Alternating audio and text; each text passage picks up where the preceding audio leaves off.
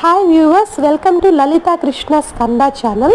ఇవాళ మనము 1వ తారీఖు మే నెల 2025 సంవత్సరంలో వస్తున్నటువంటి వైశాఖ శుద్ధ నాగ చతుర్దశి యొక్క విశిష్టతను తెలుసుకుందాము. ఈరోజు మృగశిర నక్షత్రంతో కూడుకున్న నాగ చతుర్దశి. ఎవరైతే ఈ చిన్న పరిష్కారం చేస్తారో వారికి వెంటనే మనకి అనుకున్నవన్నీ జరుగుతాయి. మొదటిగా సంతానం లేక ఎవరైతే బాధపడుతున్నారో వారికి శీఘ్రమే సంతానం కలుగుతుంది.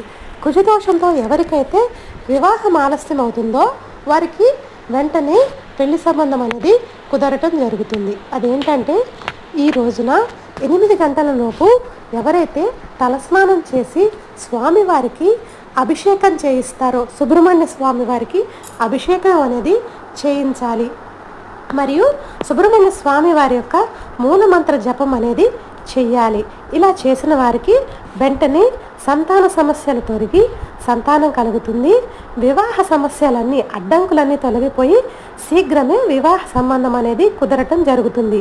మీకు ఈ వీడియో నచ్చినట్లయితే తప్పక లలితా కృష్ణ స్కంద ఛానల్ను సబ్స్క్రైబ్ చేసుకోండి.